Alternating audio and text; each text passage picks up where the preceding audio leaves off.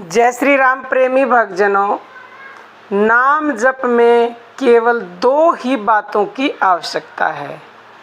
कौन सी वो दो बातें हैं, जानने के लिए वीडियो के अंत तक बने रहिएगा।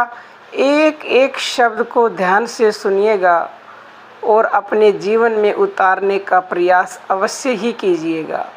हमारा दूसरा चैनल है ज्ञानदूत, उसकी आप वीडियोस देखना चाहते हो तो इसी वीडियो के डिस्क्रिप्शन में उसकी लिंक मिलेगी। मनुष्य को चाहिए कि वह आत्मज्ञान के प्रयत्न की मात्रा को कभी कम ना करे।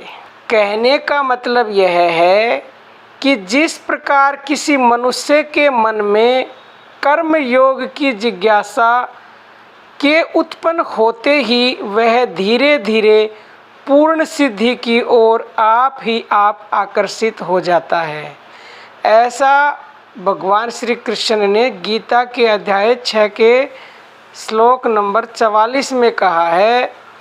इसी प्रकार धर्म का भी यही सिद्धांत है कि जब नाम जप में लगकर या भक्ति में लगकर कोई भक्त एक बार अपने आप ईश्वर को सौंप देता है तो स्वयं भगवान ही उसकी निष्ठा को बढ़ाते जाते हैं और अंत में अपने यथार्थ स्वरूप का पूर्ण ज्ञान भी करा देते हैं।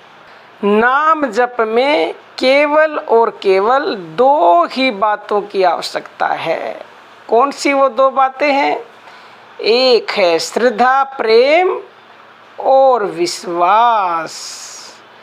श्रद्धा और प्रेम से अगर आप नाम जप करेंगे तो बाकी तो सब अपने आप हो ही जाएगा।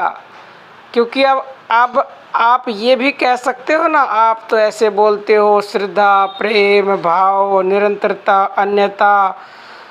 तो देखो, एक को साधो एक सधे सब सध जाएं। एक को तुम साध लोगे जहाँ विश्वास आ गया। विश्वास और श्रद्धा एक ही बात के दो पहलू हैं। विश्वास हो जाएगा तो श्रद्धा भी हो जाएगा। श्रद्धा प्रेम और विश्वास, जब तुम्हारे अंदर ये बात आ गई तो निरंतरता अपने आप आ जाएगी, अन्यता अपने आप आ जाएगी। तो एक को तुम पूर्णतः साध लो तो बाकी सब सध जाते हैं। श्रद्धावान मनुष्य जब इंद्रिय निग्रह द्वारा ज्ञान प्राप्ति का प्रयत्न करने लगता है तब उसे ब्रह्म स्वरूप की एकता के ज्ञान का अनुभव होता है और फिर उस ज्ञान से शीघ्र ही पूर्ण शांति मिल जाती है। भगवान कहते हैं गीता में कि तत्व का ज्ञान भक्ति से ही होता है और जब यह ज्ञान हो जाता है तब वह भक्त मुझ में ही आ मिलता है।